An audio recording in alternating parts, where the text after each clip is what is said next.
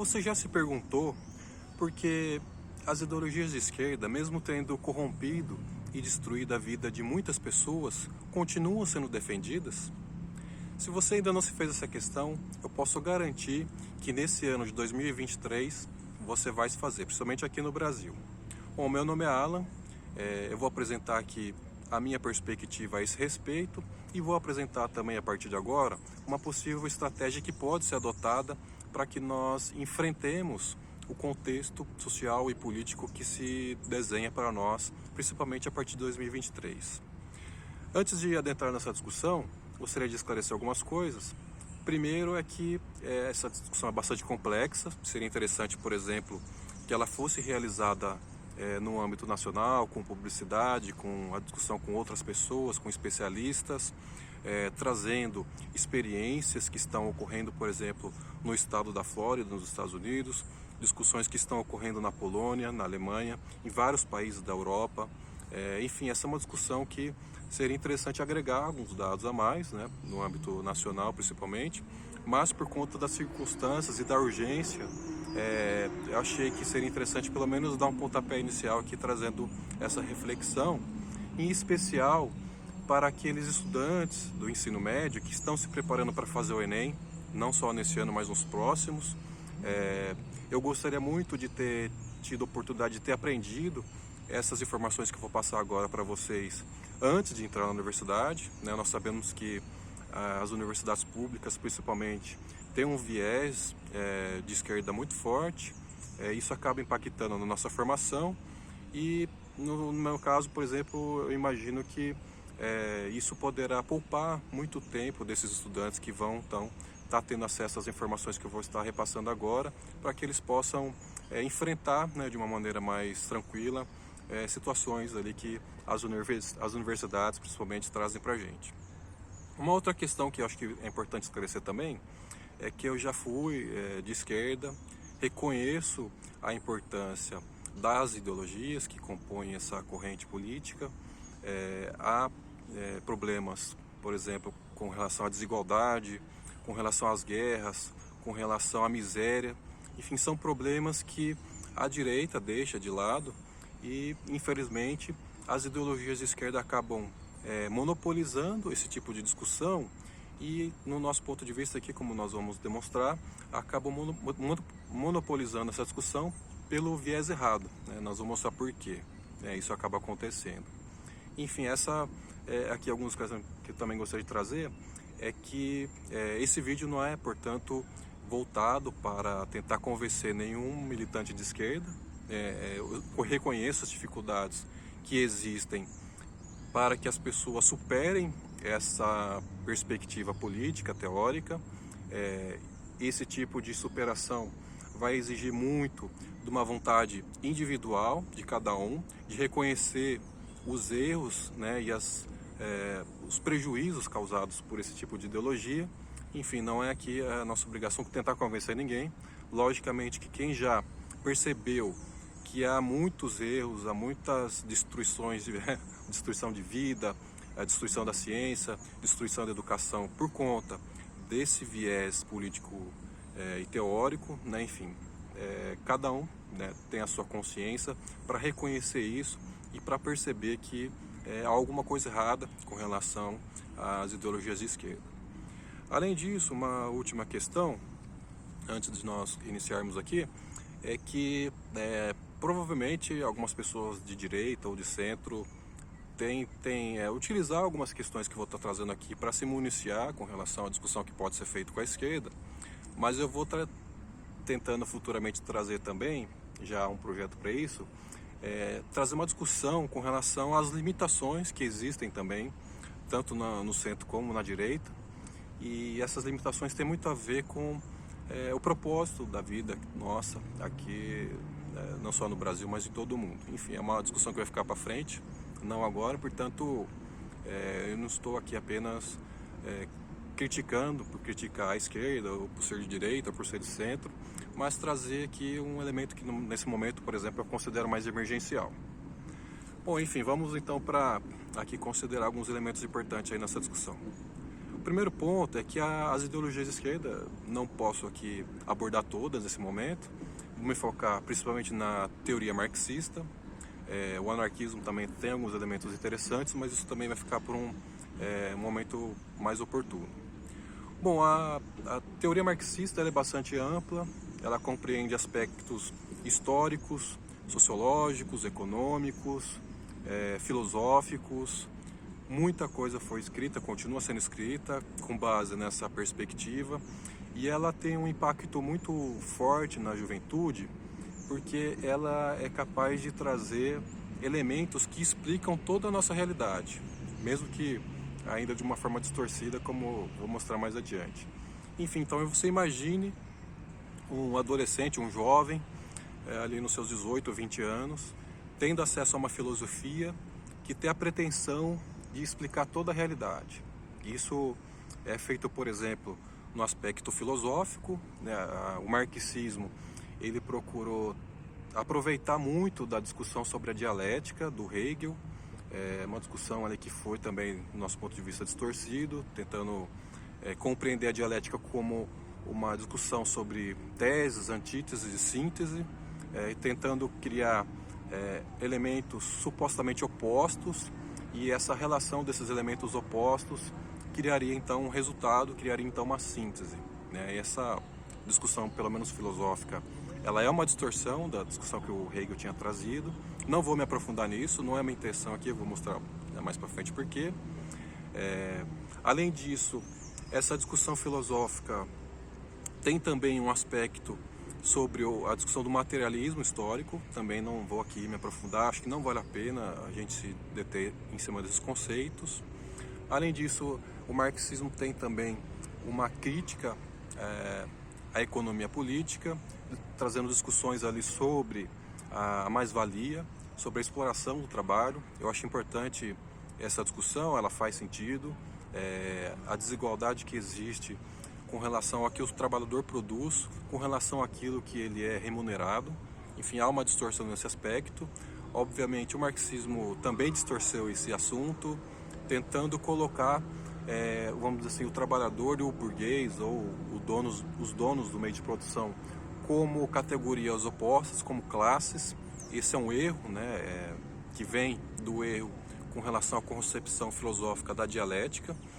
O burguês e o proletário não são opostos, eles possuem uma relação complementar, uma relação de troca, e isso não coloca um no lado oposto do outro, né? Existe uma relação que produz uma relação capitalista, vamos dizer assim, e isso hoje é moldado por valores formais e informais, né? O que nós chamamos de instituições. Enfim, esses valores formais e informais determinam muito, né, de como essa relação entre o trabalhador e o seu patrão vai se dar. Enfim, também não vou me aprofundar nessa discussão da mais-valia, interessante, mas não é aqui o caso. E tem também um aspecto também que é o tripé aqui do marxismo bastante interessante, que vai para o lado sociológico. Esse aspecto sociológico procura explorar alguns valores burgueses como se fossem valores para toda a sociedade, e esse tipo de valores burgueses que não são compartilhados pelos trabalhadores, eles acabariam gerando então uma luta de classes, e essa luta de classes seria então a base ali da análise sociológica do Marx. Nesse caso ele errou também. Então as três bases, ali, as três frentes de atuação principal, né, do marxismo, o campo filosófico, o campo da teoria crítica, teoria econômica crítica, e também o aspecto sociológico, eles estão errados. Isso já foi comprovado por vários autores, pela prática. Toda essa discussão ela é errada, né? E uma questão que acho que vale já aqui vale a pena destacar é que para os marxistas não há a intenção, a partir da teoria, de se buscar a verdade, de se realizar um movimento científico, né, como nós compreendemos hoje, de busca, né, dos fatos, da verdade, e com isso criar uma teoria que possa então explicar como as relações entre os grupos humanos se dão. Muito pelo contrário, para os marxistas, a realidade, a verdade, ela não pode ser alcançada. E isso leva então a esses teóricos, aos políticos de esquerda, enfim, a todo um grupo, né, de pessoas que estão envolvidas com a defesa dessa corrente ideológica, leva esses grupos não então a buscar a verdade, mas buscar então transformar a filosofia, transformar a sociologia, transformar a economia em armas, em instrumentos para a tomada do poder por essa corrente de esquerda e com isso, a partir da tomada de poder, implementar algumas medidas que possam beneficiar uma determinada classe, no caso a classe trabalhadora, né? Isso nunca ocorreu, mas essa seria então a estratégia por trás disso.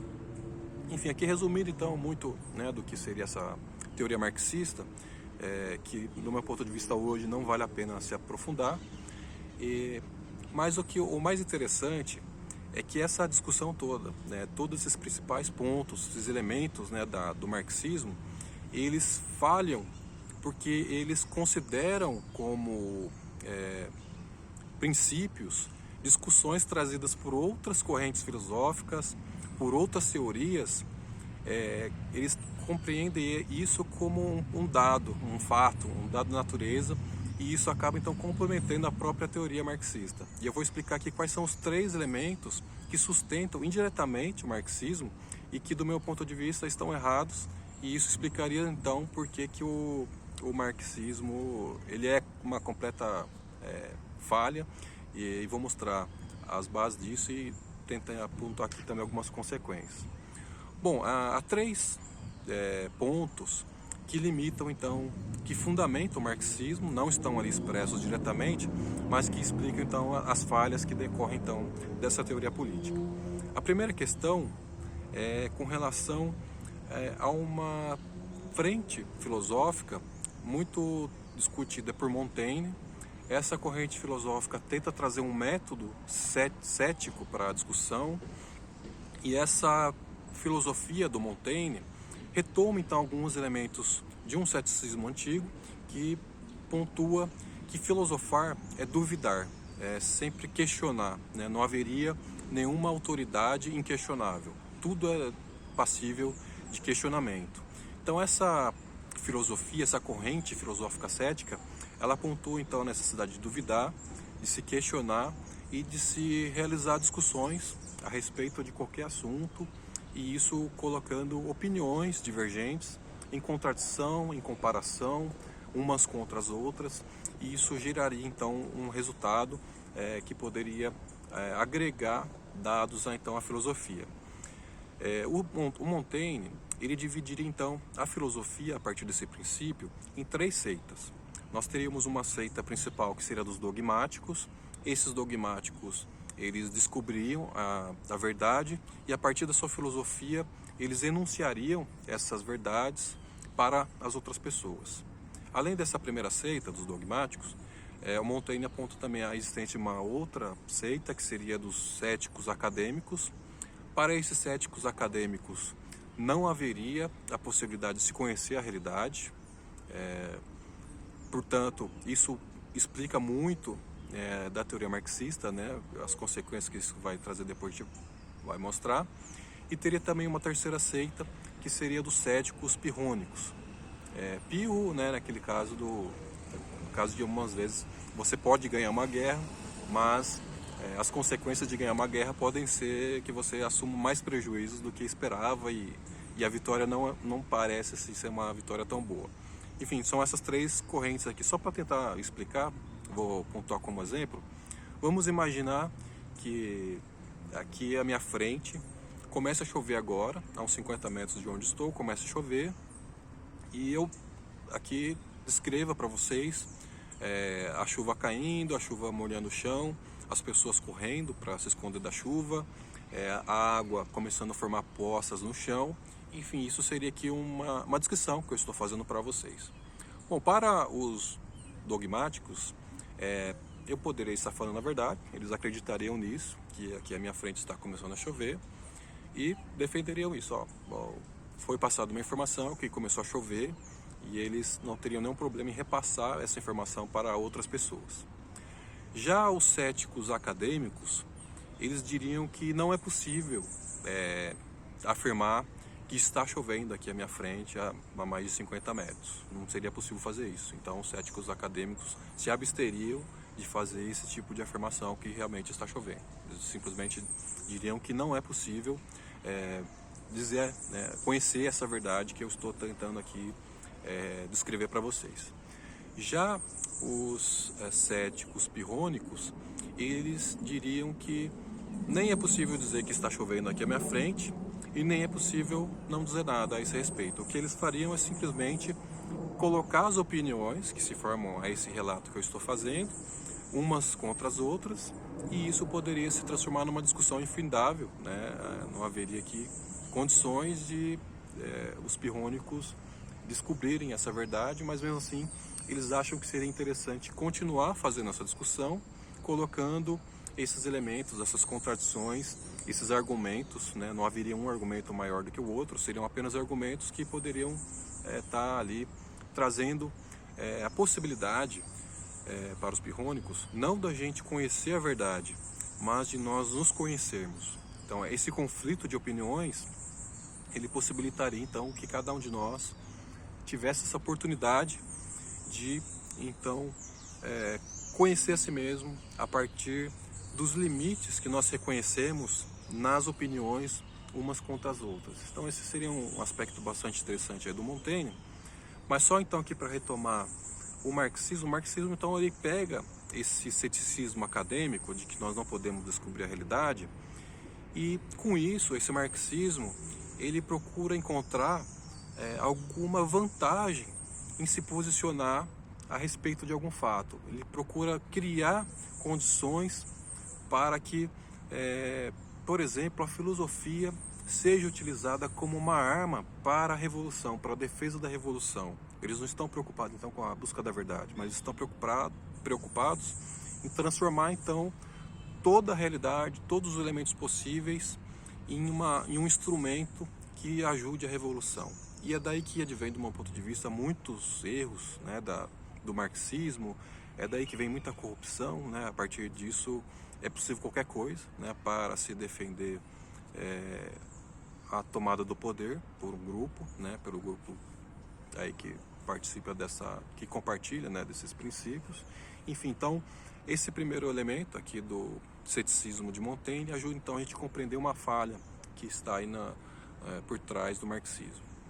Uma outra questão que faz ali, né, que está atrás da cortina do marxismo, é com relação à teoria da evolução, que foi trazida pelo Lamarck e pelo Darwin. Essa teoria da evolução também está muito presente ali nos escritos marxistas. Bom, do ponto de vista da teoria da evolução, há uma preocupação de se entender a origem das espécies. O Lamarck ele trouxe a contribuição para que nós entendamos como que o uso ou o desuso de certas partes do nosso corpo poderiam explicar como que nós sobrevivemos em determinado habitat. Então, tem aquele exemplo muito clássico da girafa, né, conforme a girafa utiliza cada vez mais o pescoço para catar frutas no topo das árvores, mas esse pescoço vai se desenvolvendo e com isso essa característica que permitiu a girafa sobreviver num determinado habitat, ela vai sendo passada para as outras gerações, né? O Lamarck não tinha condições de entender completamente como isso se dava, mas ele postulou então essa teoria do uso e desuso para explicar então por que as espécies, as origens das espécies têm essa disparidade. Bom, o Darwin ele acrescenta também alguns elementos dessa discussão. Eles são ali da mesma época, compartilharam muitas informações um com o outro, muitas descobertas arqueológicas também ajudaram a que eles desenvolvessem essas teorias.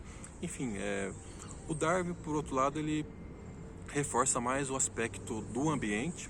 Para o Darwin, seria o ambiente que selecionaria as espécies, os mais aptos, e com isso essa evolução se daria por conta daqueles grupos de animais que conseguem então se adaptar melhor ao ambiente, e essa adaptação permite então que somente esses grupos adaptados sobrevivam em determinados habitats. Enfim, é uma teoria bastante interessante, mas um elemento aqui que o marxismo não considera é que tanto o Lamarck como o Darwin, e até o neodarwinismo, que traz também recentemente a importância de alguns aspectos genéticos, né, de transmissão de alguns caracteres para as futuras gerações.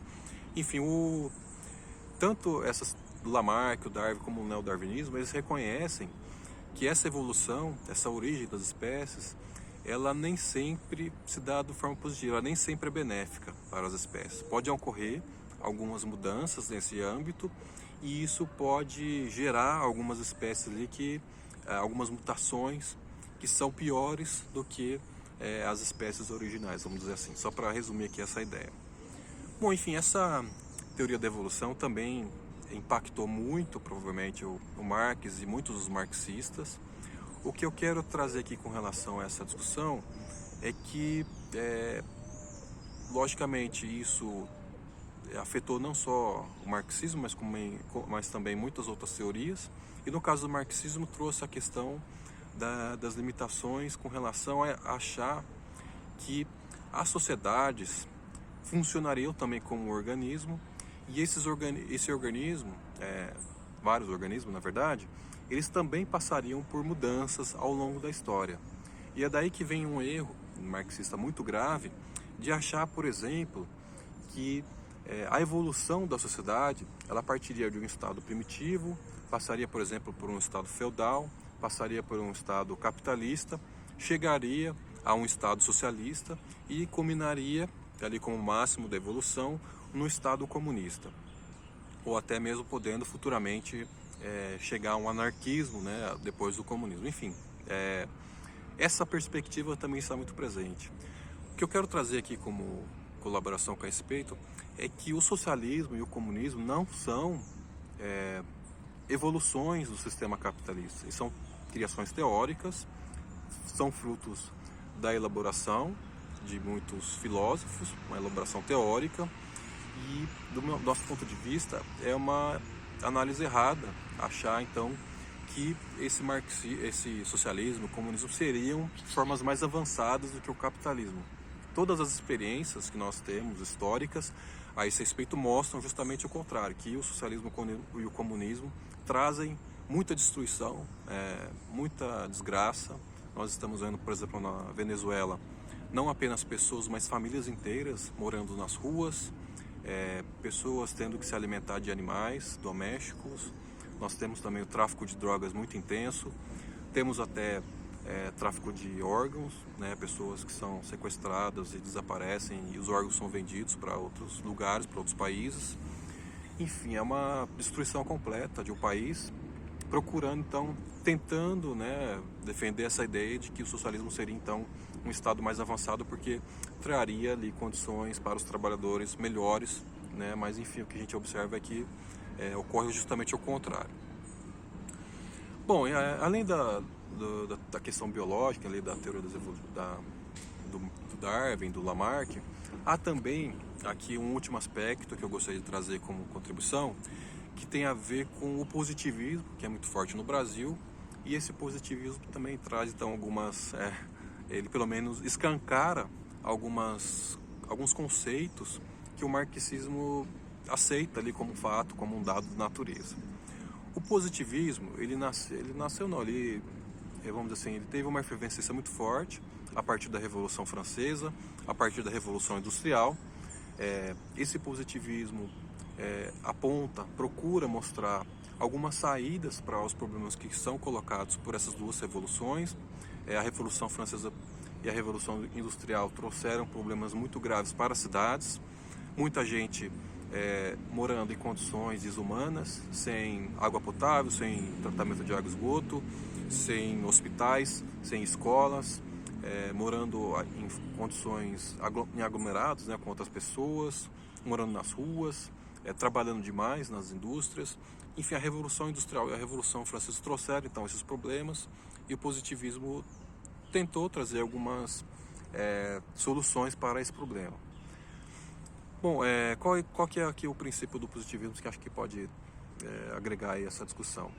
Bom, em primeiro lugar, o positivismo também traz essa visão de que a história, o desenvolvimento das sociedades como um organismo, ele se daria a partir de um estado teológico, né, a partir de um momento em que as sociedades elas tinham uma compreensão mais religiosa da realidade, mais metafísica.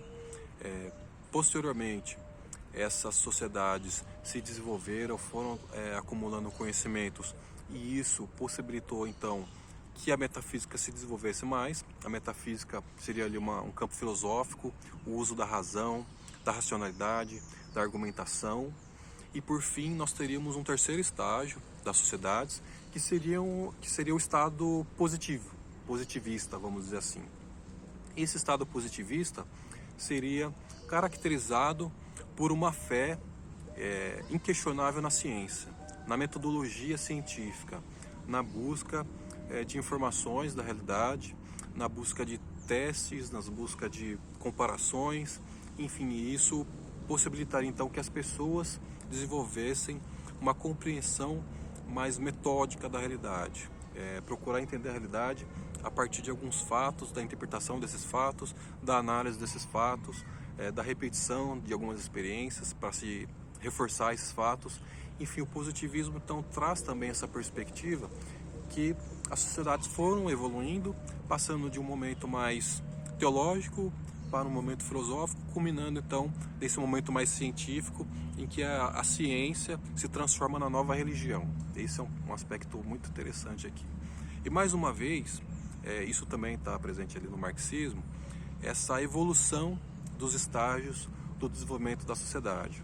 O que eu gostaria de trazer a esse respeito é que esse é talvez um dos maiores enganos da nossa atualidade.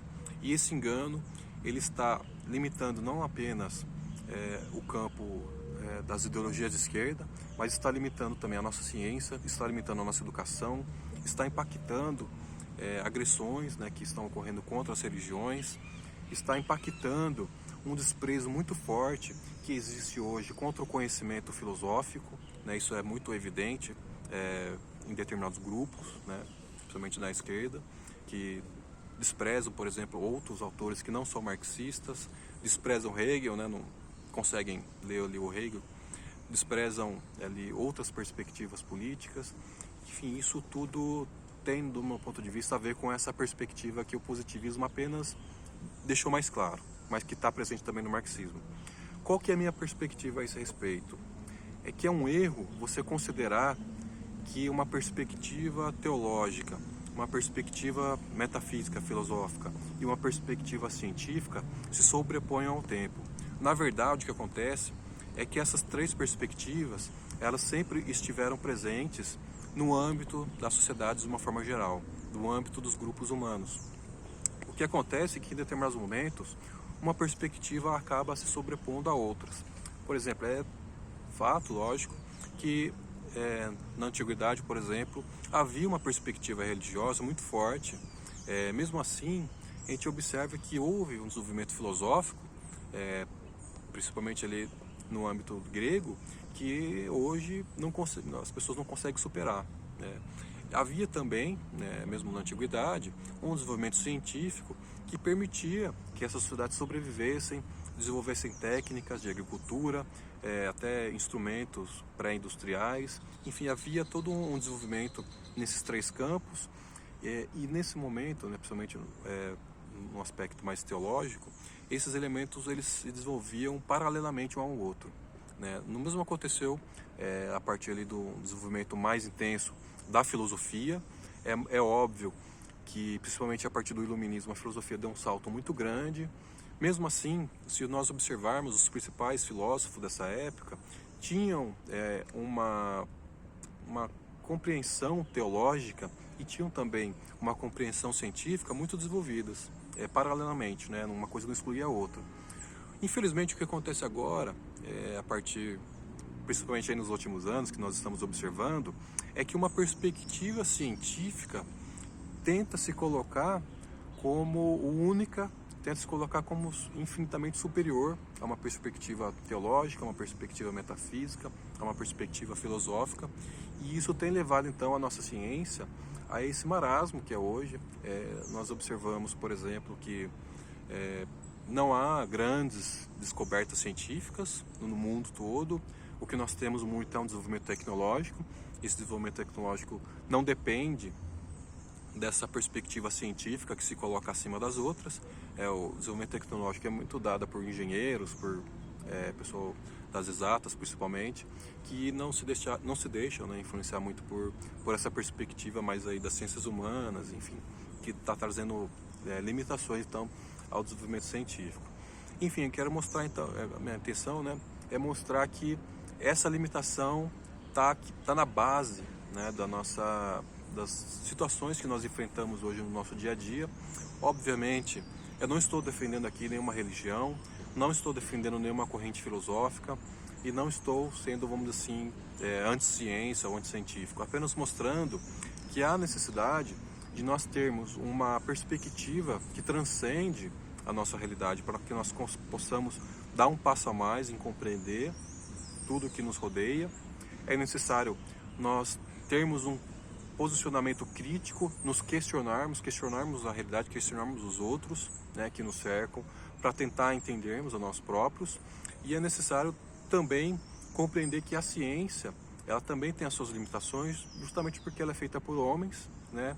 E aqui só para dar um exemplo também muito pessoal, eu tive a oportunidade de trabalhar no portal de periódicos da CAPES, e o portal de periódicos é uma espécie de uma biblioteca virtual que dá acesso às pessoas que estão nas universidades públicas a qualquer publicação científica do mundo todo, publicações de com qualidade. Enfim, e lá eu pude observar que de toda a publicação científica que eu tive acesso, né, comparando umas com as outras, eu pude perceber já há muitos anos atrás que mais de 80% hoje de todas as publicações científicas possuem problemas muito graves, né, na sua elaboração. Nós temos muitos casos de fraudes que são aí comprovados, né? Nós tivemos durante a pandemia algumas fraudes ali que ficaram muito evidentes e algumas publicações tiveram que ser retiradas. Enfim, foi bizarro, né, a questão que aconteceu nessa pandemia com relação a esse cientificismo foi assustador. Há também, além das fraudes, erros metodológicos. As pesquisas são feitas ali com erros ali básicos, né, para se fazer a pesquisa. Já tive a oportunidade de estudar isso muito a fundo também. Há erros também conceituais, há erros também de dados, de análise de dados, de coletar dados. Você tem também algumas publicações que são apenas repetições de publicações anteriores. Tem também muitas publicações que são absolutamente irrelevantes, né, não trazem nenhuma contribuição.